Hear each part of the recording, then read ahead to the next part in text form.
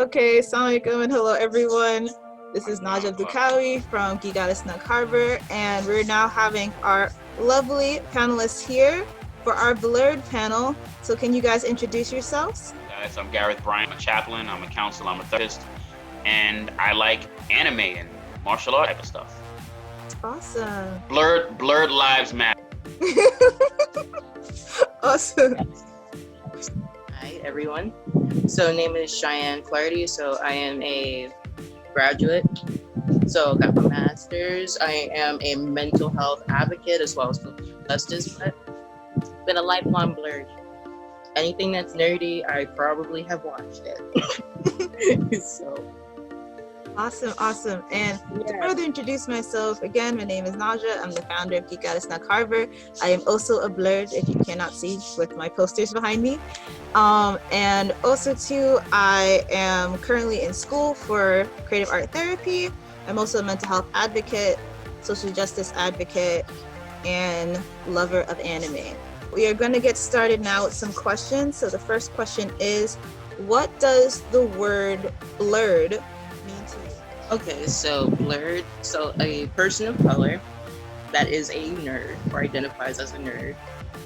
I guess that's the most like textbook-ish plain definition, but people who are not seen as a nerd or were seen as, I guess, white or considered white, when really it's just the fact that we just identified as those who were not into what would be stereotypical stuff.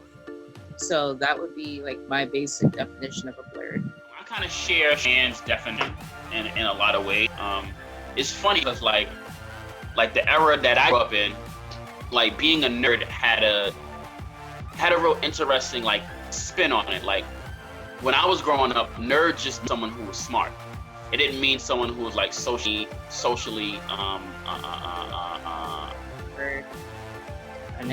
awkward. It didn't mean someone who was like someone who was getting picked on. It didn't mean someone who was getting robbed or getting like beat up. It didn't mean any of that.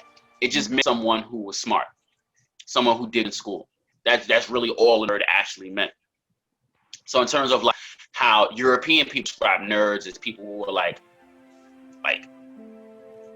quote unquote geeky or socially awkward or social outcasts, among Afro-American, Afro-Latin people, that definition of nerd never applied, especially not when I was growing up. Like for example, like if you liked anime, right, you were considered a nerd. And it didn't have like a negative connotation when I was growing up. It just meant that you were into what a lot of Afro-Americans or a lot of Latin Americans just weren't into at the time.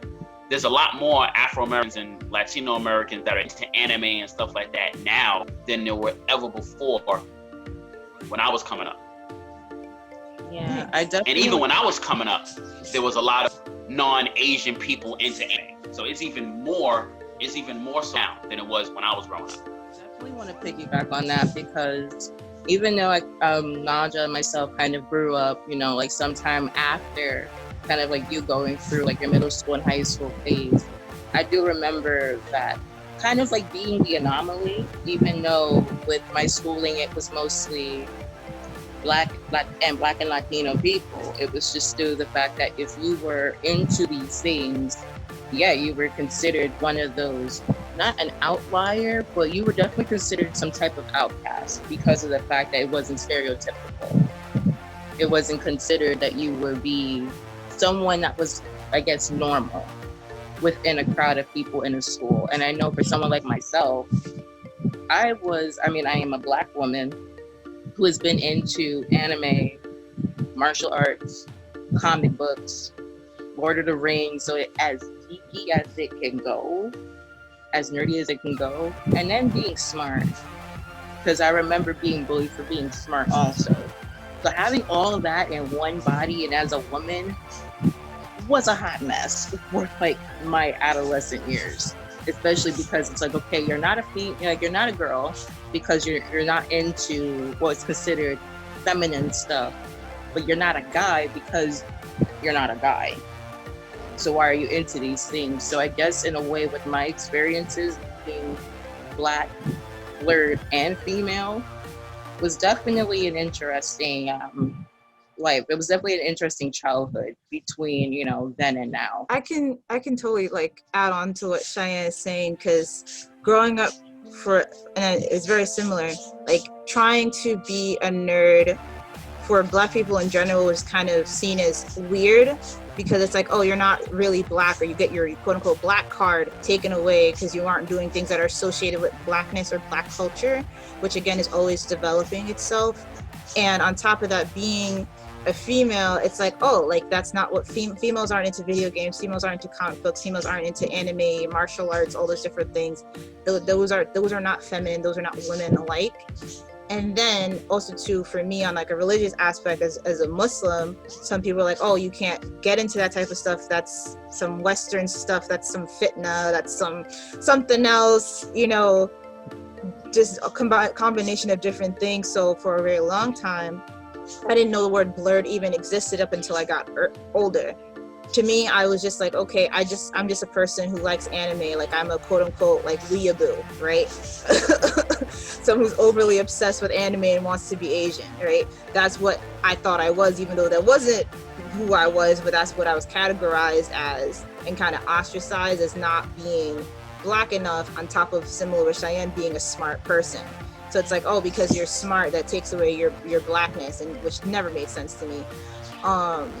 So like I totally agree with like the definitions that you guys just brought up, and just kind of the dynamics of, I guess, difference of time of how blerds or nerds are seen in our society. You mentioned about that stereotype about if you're into anime, you're trying to quote unquote be Asian. Like, pun intended, that's a very dark stereotype. That's a very untrue, dishonest stereotype. Like, liking anime or like martial art films literally has nothing to do with someone trying to be a culture vulture. No, I in terms of agree with you. Asian culture. So, it has nothing to do with that. I guess we could talk just a little bit further on this, in essence of like growing up, being blerds, being nerds, being, you know, intelligent people, all those different things. Did you feel comfortable discussing topics like anime or comic books or video games with the people around you, or did you feel like you had to kind of like hide it, and it was something like within yourself to kind of hold in and like revealed later on as you got older? I never actually hid it. The thing was, I was watching anime, martial arts, and like the comic book stuff long before I knew what it was. So watching like Lord of the Rings, watching stuff like Berserk, and with a lot of the other like 80s, 90s animes that a lot of people who have gotten into anime in recent years wouldn't really know about. Appleseed, for example. For me, I didn't know what these things were until I entered middle school. I just knew that these were things that I enjoyed watching. But when I entered middle school, I was still out. Like, it wasn't like, if I had to be like flamboyant as humanly possible, I was just like, hey guys, I like anime. Did you watch Star Wars? Did you watch this movie recently? Like, I was just like, oh, have you played this game yet? That was me. But the thing was, there wasn't a lot of girls that were into it. Actually, I think, truth be told, there was only maybe 3 girls that I met that I was able to talk to about anime out of the entire school. So you're thinking this is a school coming from 5th to like 12th grade. So that's different years, different grades of people, and there was about 3 people that were sort of open about it, but not really. The guys, on the other hand, because I had a lot of guy friends, and one of them was a childhood friend I've known now for 20 years. So he said, I'm going to tell my friends about you because they need to know that a female nerd exists, and not because they're smart. You're into the same stuff that we are. And I was often tested by some of the guys, like, what do you know about insert topic? I used to get into arguments about different animes or different franchises because they wanted to make sure that I wasn't faking it. So to a lot of guys, they thought I was trying to get with them, like I was trying to be with them and act like as if I knew like it. Like you were trying to quote unquote fit in. Exactly. And then with the girls, they thought that I was basically trying to get attention from guys. When in reality, I wasn't attracted to any of them. And I just wanted people to talk to about this stuff because it was hard to not be able to talk to other girls about it and then be happy about it. I could talk about it, but it wasn't something that they would be like, oh yeah, I remember that episode kind of thing. Like one of my friends who I've known since we were 11, so in that same school, Carmen, she just started getting into anime and stuff. So we're just now within the last 3 years getting into this. When I've been at this since I was out of the womb, basically. But for me, I never did it. Those who found out later on that I was into this stuff, it was just like for everything. Like I never did it. It was never something I felt ashamed of. I just thought that at one point I was pretty strange because it was myself, my sister, and very few girls that were into this stuff that we can actually know what they're talking about and not just say, oh yeah, I just watched this because my brother. And then that's it. Like they actually took the time to watch other things, be into different things. I would say for me, there was really nothing to hide because I said the era that I grew up in, it really wasn't taken as that much big deal to be into anime, to be into martial arts films and stuff like that.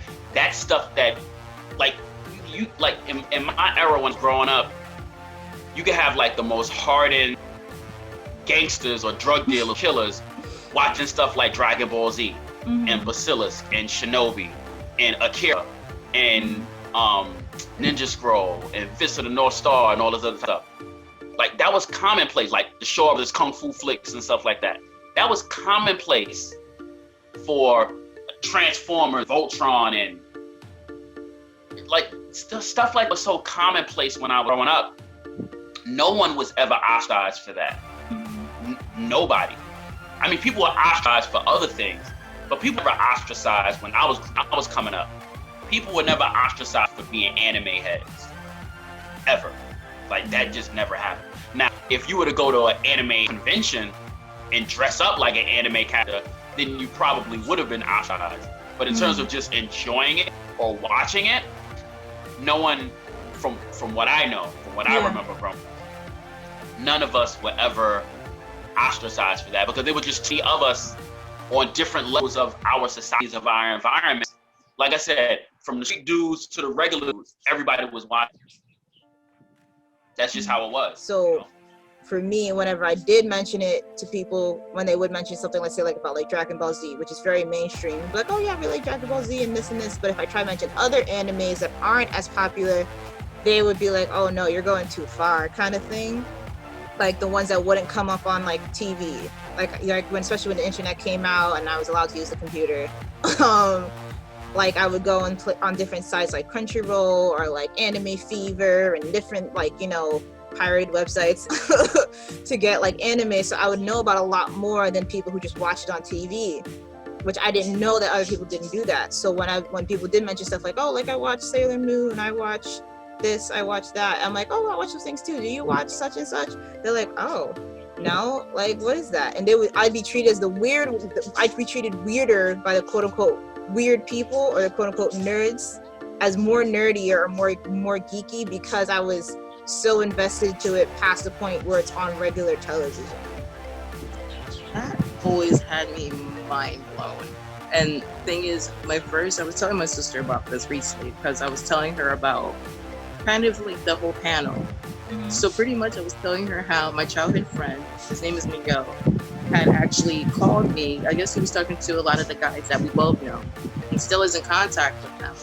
And he said, oh, who knows knows their stuff. And he's like, oh, Shy. So he's calling me. He's like, Shy, gotta come over here. So I'm asking him like, hey, what's up? And he's like, no, she can't be a nerd. So I'm getting into this whole argument about Bleach. And come to find out, he didn't even read the manga at the time. I was reading it. And I was probably 30 to 60 episodes ahead of him. So basically with just that alone, he was like, okay, no. Bleach is mainstream. It was, but really wasn't at the same time. At that time, so he said, "Okay, I need you to name me 5 animes. Just name me 5. That's not, Dragon Ball Z, One Piece, Naruto, Bleach, Death Note." So I said, "Okay, I'll name you 5." So the first one I had named was Berserk. It was Appleseed, Vampire Hunter. This is including Vampire Hunter D, Fifths of the North Star, and Ninja Scroll. So he's looking at me like, "What?" He didn't hear about some of those series. And then my mom Miguel was looking at me like, "Told you she knows her stuff." I said, she's about that life. So fast forward like the weekend after, so it's like Monday, we're coming back from classes at lunch. These same guys come over to me. They said, "We were listening to your choices," and they said, "Yo, you're metal as hell. How are you watching this stuff? You're just sitting here watching this? This was bloody. This was crazy." And I'm like, "Yeah, I watched this some time ago." Like, "You don't watch romance or shoujo?" "No, not really." I haven't, like my younger sister had to introduce me to that genre because I was watching the psychological, the bloody, the gory, the violent, extra stuff. So just when you think things couldn't get worse, it got worse, and guess who's watching it? So I was considered too much for them because the level of extreme of what I was watching was, they said that I was on another level that they couldn't understand. They say, "You're a type of girl that I can't understand if you are a guy in a girl's body or you're just, I don't know what."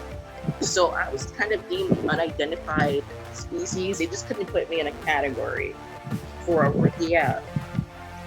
didn't have a category. I was my own category. And the thing is, I didn't care because I was just like, this is what I know and this is what I enjoy. I had a lot of guys in the family that watched the stuff. My dad, you've seen the DVD case at home, Naja. Mm-hmm. There's so many martial arts movies, like video cassettes, going to like the video game store that had like, like the figurines, the movies, and all that other stuff. So like when they still had those, I was going in there. So when anime was kind of like, he was still seen as the weird person during the time when I was kind of growing up, where I was in the Bronx. I was considered being weird. Not weird, but effing weird. And that was just that. And there was very few girls that were in the same category of, yeah, like I watch this too. I play Yu-Gi-Oh as well. And I'm just like, where have y'all been? Like, where have you been? It's just me. Backing off of what you mentioned is that even in terms of what anime is, right? A lot of people, they really don't understand what anime actually is. Anime is just basically an Asian spin off of generic animation. Mm-hmm. That's really what it is. Like anime, the genre anime is literally just Asian animation that's not Eurocentric. Mm-hmm. That's basically all anime is. Like, people think that anime is some far off thing. No, it's animation. There's a reason why anime is an abbreviation. It's an abbreviation for animation. Mm-hmm. And there's many different caveats, manifestations of animation. For example, really like the Disney cartoons or the Looney cartoons, all that type of stuff. That's like the American version of anime. Yeah. You know what I'm saying? And anime had been around for such a long time. Like Voltron, by definition, was anime. Yeah. Transformers, by definition, was anime. And you're not gonna find anybody, especially not from my generation, you're not gonna find anybody who wasn't a Voltron fan and a Transformers fan. Exactly, and those are the ones you hear the most if you had to go based off of that time. Voltron, Transformers, maybe Thundercats. It's like there's so many different variations of anime. Yeah, Thundercats is another one. Yeah, exactly. Yeah. So when you have cases like that, and even G.I. Joe, it's just like there's so many different things. Too, yes, that's another one. Yeah. Like I can go on for hours about different, like, series that people would watch, and it was considered anime, even if it was Western animation. If we think about, Batman or Superman, the animated series, Justice League Unlimited, Static Shock. It's like these are different things that are considered not but it's anime by Japanese definition. Anime. Definitely, yeah. It may not be by style, but it's still that in some shape or form. Even things like the different cartoon serials that were based on comic book, like Fantastic Four, Yeah. X-Men, Teenage Mutant Ninja Turtles, which a lot of people don't know is actually based on a comic. And a lot of them started off on little comic strips, on serials and news clippings, newspapers, and some The Boondocks. cases. Yeah, That's anime by Was just a definition. little, like, there's so many things that people don't realize that they've been watching anime without the twist in the label. The only difference is where it's coming Right, from. because it doesn't fit the quote-unquote anime mold. And I think or it's not quote-unquote stereotypically Asian, or that. Those are the reasons how and why those things aren't considered quote-unquote anime. And if you notice, a lot of characters in classic, like, quote, Asian anime, if you notice, over the years, certain genres, they actually kind of like Eurosize their characters to make them more mainstream. Everybody was watching Sailor Moon. That's literally anime by definition. Everybody was watching Pokemon. That's anime by definition. Yu-Gi-Oh! All this other type of stuff. Everybody was on it. When I was in high school, everybody was on that wave. Everybody was watching Sailor Moon. Didn't matter whether you were a street dude or regular dude, you was watching Sailor Moon. Didn't matter whether you were a street dude or a dude, you were watching Pokemon. That's just how it was. And especially in terms of video games, because among Afro-Latino people, our main conduit into the anime realm was in fact video games. Things like Sonic, Crash Bandicoot, Mario Brothers, all of this other stuff. Yeah. Those were literally our main caveat and conduit into the anime realm anyway. Because even if you weren't like an anime fan, when the game came out, you was on it. Like, even though people didn't necessarily like Power Rangers, for example, a lot of people in Afro-Latino community, it kind of got mixed reviews. When Power Rangers first came out, I loved it. Like, the very first Power Ranger movie was dope. I went to the movie to see the first Power Ranger movie. That joint was dope. But when the games came out, everybody on the games. Everybody. Because that's just how it was. You know what I'm saying? Like, even Dragon Ball Z, when the game came out, everybody was in. You know what I'm saying? Like, and that's actually one of the ways that these anime studios, these anime companies, that's another major way that they're able to successfully profit off of their comic serials or television serials, is to make video games out of them. No, As a matter of fact, most people that I've ever seen at GameStops or at video stores were Afro-American or Latino. Most people that I've seen at video game stores were not Asian people, and they weren't European people. Most of them were Afro-American, Latino. It's actually really true now that I think about it, like, in hindsight, I guess. Like, a lot of the ways that we're introduced to different things is through, like, games or through certain types of activities that are associated with it. Because, like, around the same time that I got into, like, anime, I also got into, like, video games, and I got into certain things because of video games, like Kingdom Hearts, Final Fantasy. You know, I used to play Sonic, Crash Bandicoot, all those different things. And even when it comes down to, like, going into, like, specific types of genres, like what is marketed and what isn't marketed, there is a shift between what was there when you were younger, Gareth, when me and Cheyenne were younger, to what's out now, where it is trying to pander to more of an international viewpoint as opposed to specifically an Asian viewpoint. Right. Even when it comes down to, like, let's say voice actors, right? Because for some reason we just choose the same 10 voice actors for all anime that they decide to have to be dubbed, right? So it's like, it's seen as, oh, well, they're talking in English, so it's not really anime. right? It's only anime if we have to read subtitles and we hear a Japanese voice. When Dragon Ball Z came to the United States, it became like marketable, like in the world audience. Yeah. Because it was translated, dubbed, it wasn't classified as anime. That's a fact.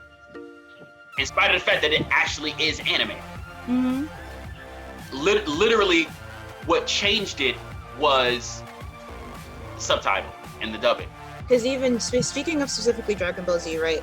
Because everybody at some point in time, if they had TV of some sort, they have internet, they've seen Dragon Ball Z or at least heard of Dragon Ball Z, right? And I've never... It's almost impossible not to. Yeah. And I remember, like, I think I watched up to like GB. I think it was like G-Force. I can't remember what the last one I watched involving seasons of Dragon Ball Z, at least on TV. And I remember, like, I think in the last year, Dragon Ball Super came out, right? And it was like, you know, online, and it was in Japanese. And I remember the first time I heard Goku's voice in Japanese, and I was like, my brain was like very confused because I was so used to him speaking in English and having kind of like a rough, tough, you know, quote unquote manly voice, that when he was talking in Japanese and he kind of had like a prepubescent boy's voice, it threw me through a loop because I was like, that's not Goku. Goku don't talk like that.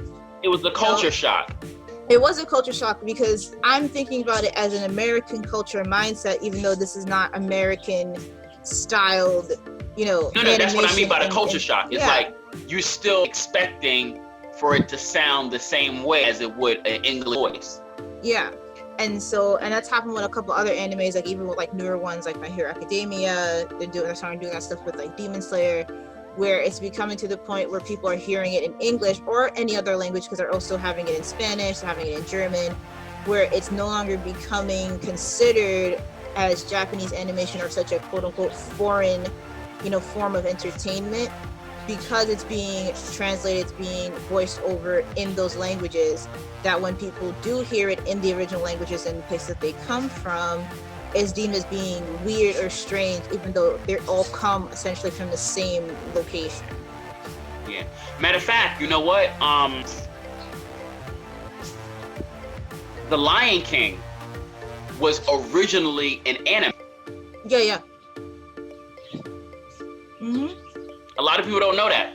It was the Lion King was literally originally an anime, and then Disney, they ended up finessing the right to it. They chopped and screwed it and finessed it, and they were able to finesse it just enough so that it wouldn't completely mimic the Japanese original version, and then they made the Disney version of it. But the original concept, the original version of The Lion King was an anime. It was like a pilot anime. Yeah, no, I remember reading about that, and that's another thing too, I think, and this kind of goes into like the idea of like ownership, or in a sense of where anime can come from, right? Because some people say, oh well, it's only anime, and really even culture vulturing. Yeah, even culture vulturing. Like, for instance, like some people say like, oh well, it can't be anime if it's not from Japan, right? So if a Korean studio makes it, it's not anime. If a you know, Nigerian studio makes it, it's not anime. If this place makes it, it's not anime. Or even if it's Korean, North or South, it's not considered anime. Or if it's from Thailand, it's not considered anime. It's not considered anime. Or any Asian country is considered anime. There's some people, they kind of consider themselves quote anime purists in a sense. Yeah. And they only consider anime to be from Japan, which is ridiculous. It is, because one, there is to a certain extent, when you think of anime as an image, right?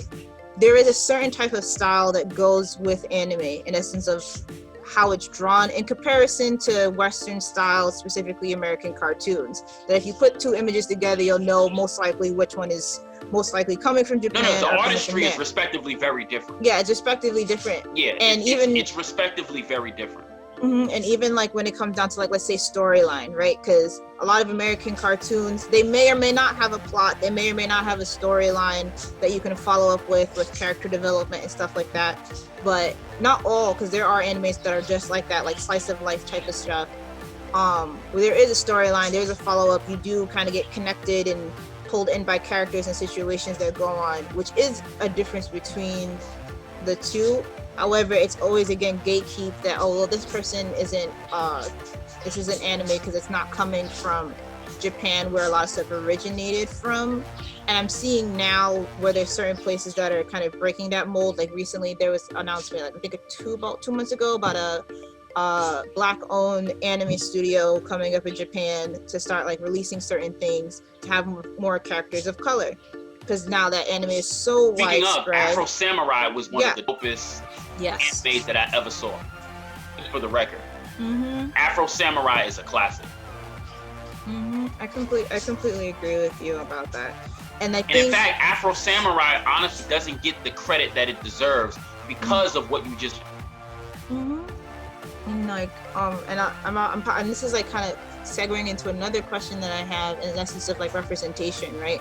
So like as blerds, as anime lovers, right?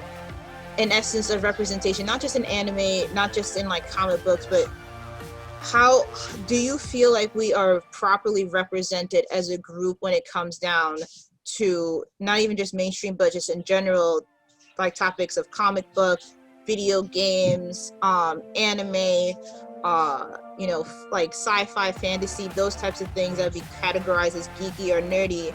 Do you feel like we're properly represented, or that we're represented at all? Hell nah. There's either there's either almost no representation or clearly not enough representation. Mm-hmm.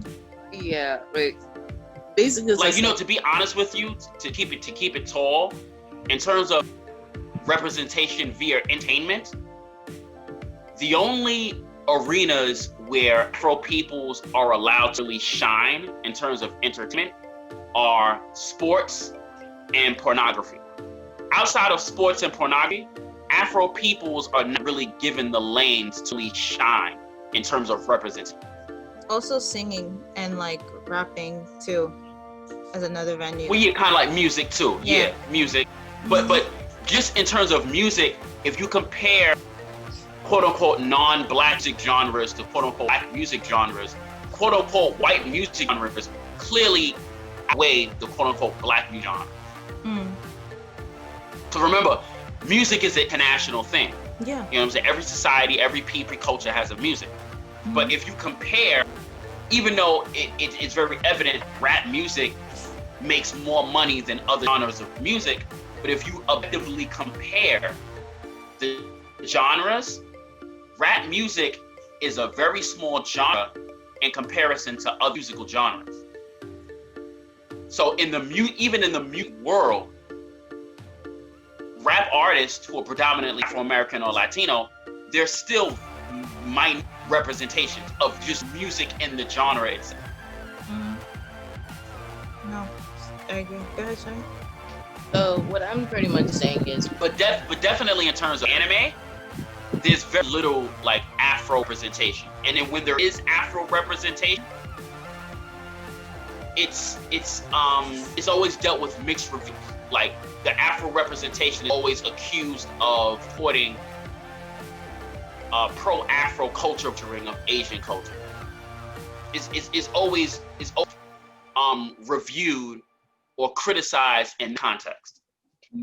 I'm gonna let Cheyenne finish with her point. Go ahead, Shai. so Yeah. one of my earliest contacts, or at least seeing people of color in, I'm guessing, anime, sci-fi, games, like comic books, there isn't many. If I had to go based off of the top of my head, off of those who I remember seeing, the first Star Trek, Nichelle Nicholson as Uhura was like the first one I remember seeing. That's like the ones from like the 1960s. Then you have Casca from Berserk. You have, and I can't remember the name of the actor from Harry Potter, but there was one black male actor that I remember that was highlighted a bit more, but not really, in Harry Potter. Then you have, unfortunately, the caricature of Mr. Popo. Yeah. For example, when you look at a lot of the animes of the 70s, the 80s, and the 90s, you see that issue with the caricatures of Black, Latino, Afro-Latino people. and it's obvious because you have the overly bloated lips, almost like insinuating blackface, but it's not blackface. Like it's drastically not, but it's still the whole caricature and the features that would resemble something if you've ever seen the old clippings of what blackface looked like when it was done in the US, especially. Even in the comedy in different countries where they use blackface, you can see what they're accentuating, what they're exaggerating, what they're doing. As far as the sci-fi genre, they are recently delving into having POC, especially Black and Afro-Latinos, especially in the sci-fi genre. You're talking about Lovecraft Country being one of the most recent ones. When you're looking at Watchmen, the one with Regina King in it. Like when you look at a lot of these franchises from what we know of and up until now, there was barely any POC in there. And if there was, it was like this sense of tokenism. It's like, hey, here's this one Kajabi here. Here is one Hispanic here that looks kind of white passing, but you can tell by their accents. Overly exaggerated accent that they are obviously not, quote unquote, from the US.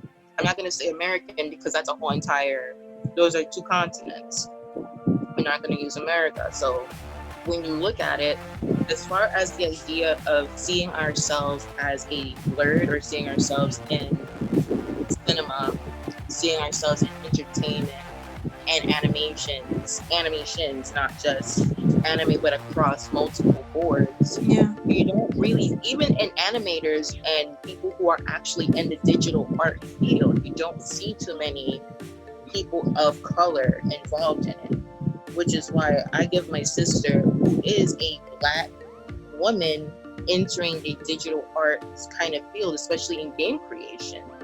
There's, let's be honest, it's mainly Asian and Caucasian males involved in that field. So to be in a field, especially where the majority of it has always been basically Caucasian and then often Asian, because when you look at a lot of the credits for a lot of these animations, even from here, you can see a lot of them are Asian, especially East Asian. So when you look at that, representation definitely does matter. And when I remember seeing Casca and Yoroichi from Bleach, two Black women, drastically not light skin, not white passing, but brown skin. I was in shock because I was just like, wow, this is someone that's not like Sailor Moon. It wasn't like Yu Yu Hakusho. It wasn't Gundam, Tenchi Muyo, Ninja Scroll. Everything I can think of right now. Even when you look at DC Comics, when I saw Vixen from DC Comics, I was fangirling so hard because I was like, oh my god, that is a Black woman and it's a dark-skinned Black woman. So to see her as one of the many representations that we don't really get, it's like you're putting them up there as that prime example of what it looks like when it's done right. And the problem is, if they're in it, it's always done in a way where you're disenfranchising them. You're then disenfranchising us and reducing us to stereotype, or we're hypersexualized, or we are being considered like the thugs, the drug cartel type people, terrorists. There's different. We're multifaceted, like they show our Caucasian counterparts. And that is the problem that we still have here, but I gradually see it nowadays that there's gradually becoming a shift. It's not a great shift, it's not a huge one, but you see it a lot more in comparison to when we were growing up. Because let's be honest, we really didn't have a lot of people during that time. We just really had, Uhura, Static Shock, Jon Stewart's Green Lantern. And I'm trying to think, like, Static Shock was official, by the way, the record. I know it became canon. We also had Black Lightning too. Exactly, but that's still a handful. Yeah, the live action Black Lightning series, I actually like it. Me and too. so what the nitty gritty of it all is that if we had to make a list of characters that did not look like us versus characters that did look like us, which list is going to be drastic? Which list is going to be shorter? Us, Clearly. honestly. Clearly. Like, And you know what you mentioned about stereotypical featuring of like Afro characters, Kunimation is a real thing. Kunime is a real thing. Yeah. Coon animation is a real thing. And even like example with Disney, right? That's just a classic example. This is something I know for a fact. There has never been an Afro male hero character in any Disney film. Oh Ever. yeah, no doubt. it's true. Because even if you have a black character Ever. in there, is they're usually secondary or they're the villain or they are the servants. And to Literally. also like add like for on example, to the Frog Princess. yeah. Like one of the most dominant characters in the Frog Princess was the villain who was the sorcerer in Louisiana. And then that's going back to like Cheyenne's point too, like where we're turned into like almost non-human like characters or characters that we can eat that can easily lose their or fetishized, or even characters that easily you can lose a sense of humanity or care for, right? Because even let's go like back to like the thing you mentioned about Disney, right? A lot of the characters that are black that are mentioned always get turned somehow into non-human things, right? Like there was a movie that was like about a ghost where a black man turns into a ghost. Another one was where a black man turned into a pigeon. Another one where like again Princess and the Frog, he turned into the frog, which makes sense because of the character of the movie. However, it's still turning someone from a human being into something that is considerably less than human. We're never human the whole movie. You know what I mean? Right. Or even like for example, Aladdin, right? Even though that sort of be in the Middle East, right? Even though the classic 1001 Nights, Arabian Nights character Aladdin wasn't from the Middle East, he was from like Far East Asia. Yeah. But the villain, Jafar, he was clearly the darkest character in the entire movie. And that was definitely not accidental. That was no, like, and even when it comes down to movies, period, outside of like even like pop culture movies, a lot of the villains are usually either black people of some sort or a darker skinned person from that culture, and then the lighter skinned people are usually the ones that save the day. And they make sure that they make them significantly darker than everyone else. Yeah, exactly. And even now with certain things getting better with casting, right? Because now they are casting. Or even like the Lion King, Scar. Yeah. Now keep in mind, the Lion King was about animals, but they made Scar's character significantly darker in terms of the complexion of the cartoon animal itself. No, I completely agree, because even that was done purposely.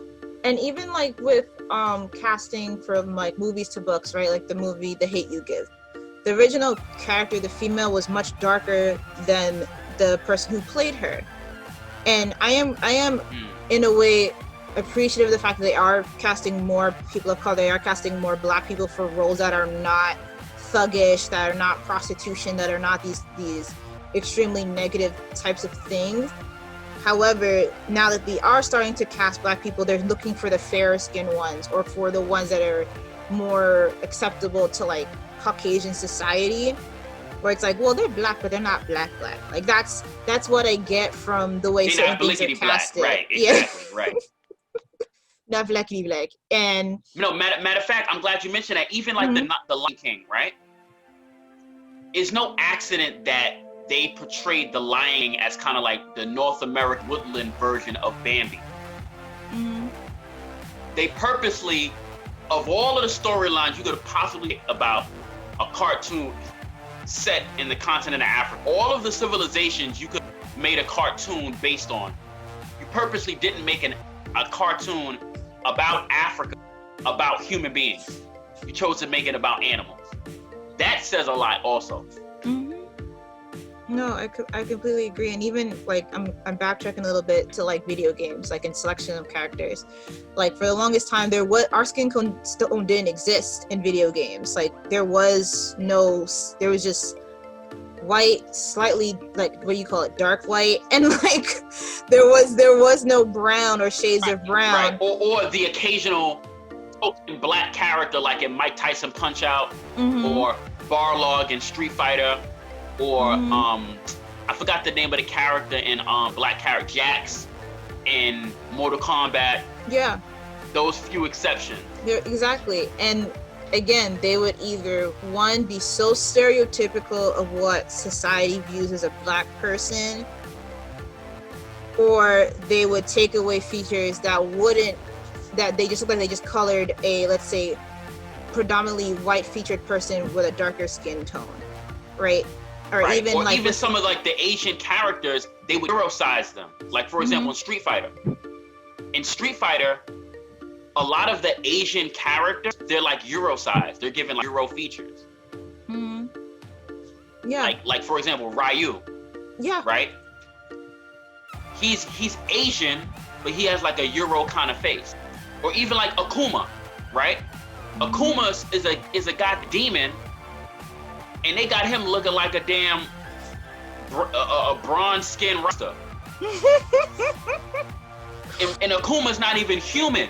Akuma kind of like dark skin. And that's what I'm saying. Because even when it comes down to, let's say, like hairstyle, right? They'll either give us two choices: braids or an afro. They won't give us any other hair type involving no other option. And not a Caesar, not a fade. They won't give you any twists. They won't give you locks. They won't give you nothing whatsoever. If they even give you anything. If not, you're just a dark skinned person with really straight hair. You know, like, and that's if you get a dark skinned person too. Obviously, there are dark skinned people who have really straight hair. Yeah, they do. I get your point. So it's like, what are ways that we have to like improve and like in a sense of getting representation? One is doing it ourselves, like we've had to do with many other things. Two is having these companies that are in charge of all of this animation, these books, these movies, these games, be like, okay, we're going to take on more people with these different types of perspectives so we can get the audience that we need. Because a lot, if you look into, let's say, like a statistic of what demographic buys how much of what type of things, right? We're usually pretty high in essence of forms of entertainment for ourselves, whether it's anime, books, sci-fi, movies, video games. African Americans, Afro Latinos are usually higher in those areas in the sense of purchasing those items, even though most of those things do not represent us as people. Right. But also what you mentioned is not just to do it ourselves, make sure that the card characters aren't whack. Like for example, they made a movie about Spawn. The Spawn live action movie was incredibly whack. That Spawn live action movie was garbage. They could have and should have done a much better job with Spawn. They really could have, and they just chose not to, right? Even in terms of Blade, which like the Blade trilogy, actually pretty good, even though the first film was clearly the best one out of the three. But even with Blade's origin, right? Blade's supposed to be like a quote-unquote black character, right? But his biological father was a European vampire. So they always seem to Euro-size a black character. No. It's just like, but they switched that in the movie though. In the actual movie, when Blade was talking about his origin, there was no indication that his father was a European vampire. It indicates, and it showed in the film, that his mother was attacked by a vampire while she was already pregnant. But according to the actual, because the first time that Blade actually appears is in the Spider-Man comic series. That's the first time Blade appears. And when Blade first appears, he appears as kind of like a villain / anti-hero. And then he explains his origin. and he mentioned that his mother, Afro American, linked up with European vampire, then he bounced and then she gave birth and all of that. You know what I'm saying? But even with that, it's like it's almost like it's always got to be a quote unquote mixed character. Why can't it be a solid, completely black or completely Afro character? You know what I'm saying? It's always like it got to be this like mix. Even the new Spider-Man, right? Mm-hmm. The new Spider-Man is someone who's quote unquote Afro, quote unquote black, but they're mixed. So it's talking about Miles Morales. It's always like this mixture that they want to impose, and they don't do it to any other like ethno-demographic character. You know what I'm saying? You had a point, Shark? I mean, not necessarily, because when you look at characters like Jon Stewart, when you look at Vixen, when you look at the new Green Lantern, so Jessica being Latina, she's just strictly Latina. There are two Muslim Green Lanterns, one male and one female. So and then there's also a little black girl, which I can't remember her name right now. I'm really bad with names right now. She's a genius. She's like Tony Stark level genius who managed to jailbreak a Green Lantern ring. They're not mixed. So you have cases like this where I've noticed this with a lot of POC in general. Say like it's kind of like you can't really erase the idea of mixed people exist, but at the same time that it seems like it's spotty where you'll have a mixed person or person here and there. But I think the fact of the matter is when it comes to POC, especially those who are of African descent, so I'm talking about the African diaspora. So I'm talking about African, Caribbean, Latino, Black American. The lack of representation of the fact that the main difference is where the boat landed during the transatlantic trade. So the fact that, for example, I'm a product of 3 different types of black: Panamanian black, Jamaican black, and African American black. So it's kind of like in a case like that, seeing like someone, if I were to be a child, let's just say like this generation, say if I was like maybe 12, 13, maybe 14, seeing Miles Morales, who's Hispanic and black, I would be like, wow, I see someone who's kind of like me, even though he's not a woman or a female. It's like, cool, that's somebody who is just like me. Because there's always that sense of what if, or sense of otherism. So like I definitely get your point, because there always has to be a mixture somewhere in order for you to be considered acceptable. Yeah. It's always, how can I be accepted if I'm not mixed? But then if it's just plain, it's just like I'm just black, it's just like, but you have to be something more in order to be more, when it's just like it's so many mixy, twisty up kind of factors and situations that it's just like it should not be as complicated as it should be, but unfortunately it's freaking complicated. And that's the thing that drives a lot of us crazy, because it's POC, we're a whole gray area. It's no white and black. We're so muddled in a gray area that we're trying to navigate that gray area that has a gray area. And the goal of the day is, how can we be accepted? So when I saw some of the characters that were actually Muslim, that was one that was full hijabi.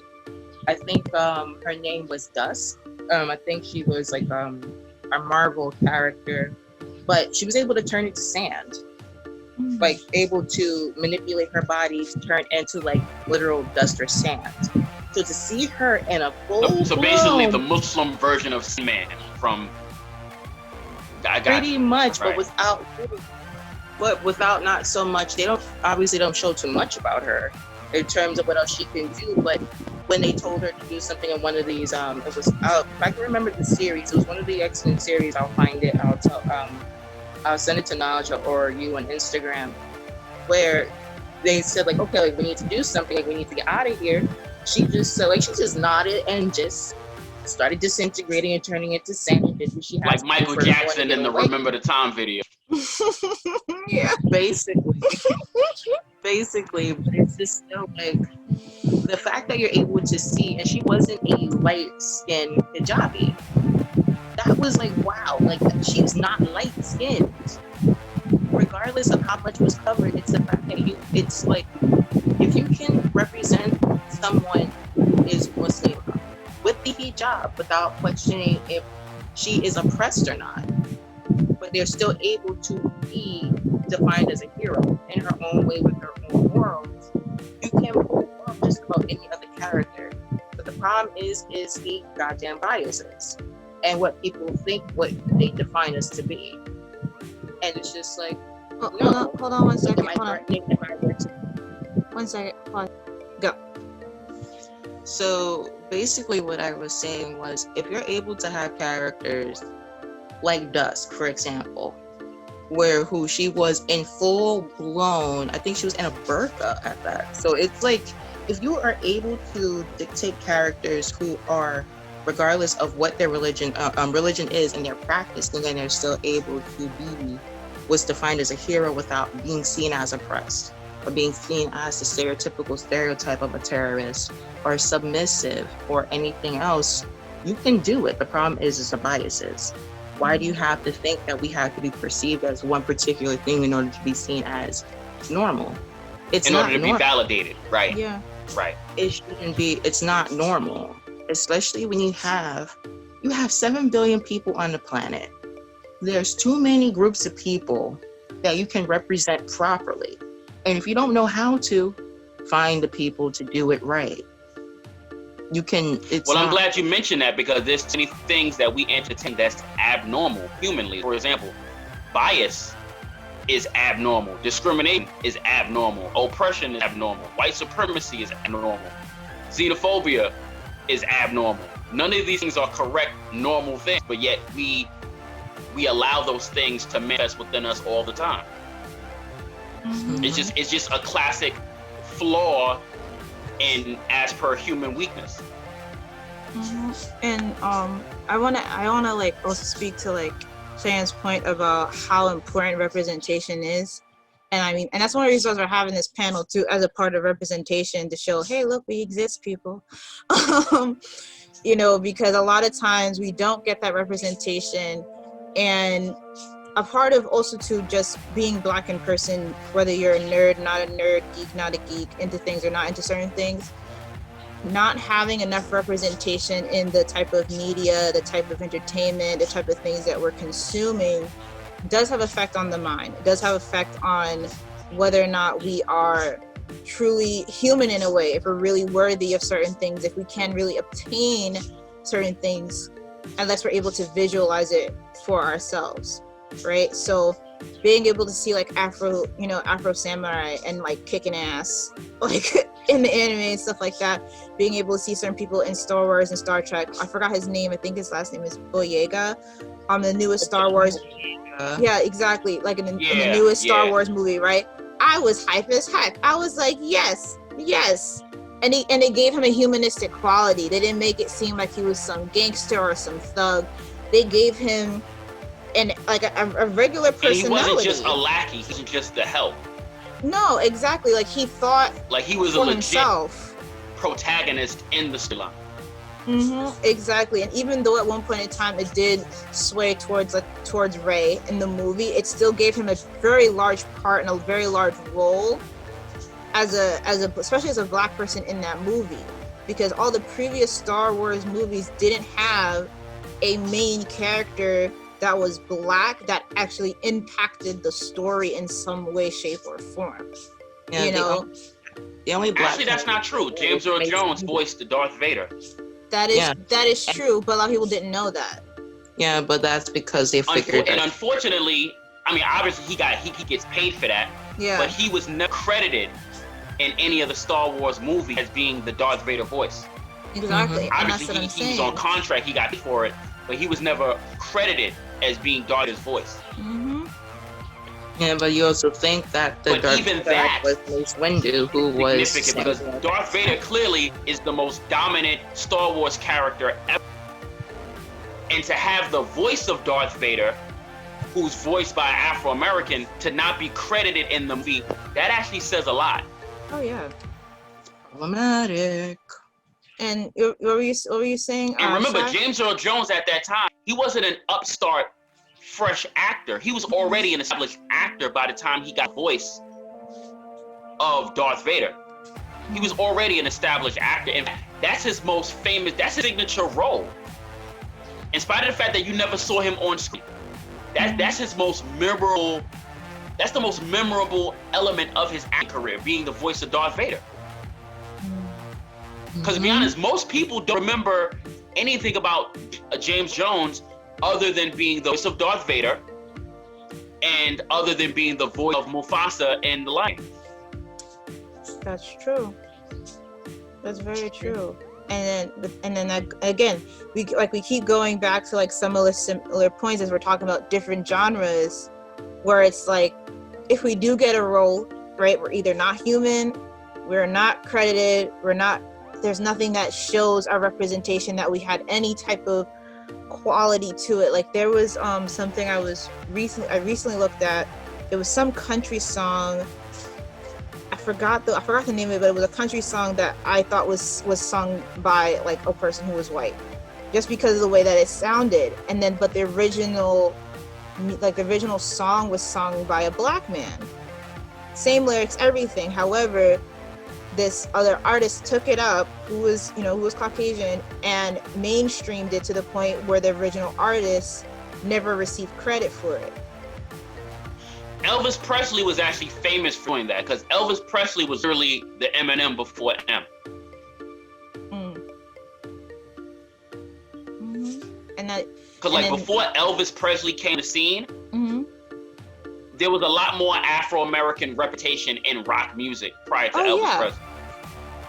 Oh yeah, no doubt. There, and that's another thing too. Like going back to like the initial question of like what does a blerd mean, in essence of those things, where it really can mean an array of different things in a sense of interest, but kind of like what does it mean to be like a black person too, in a way, because of things that we're interested in, where a lot of stuff that is now seen as kind of white things to do, white things to say, white things to listen to, originated from a lot of things coming from other cultures, specifically stuff in America coming from, African American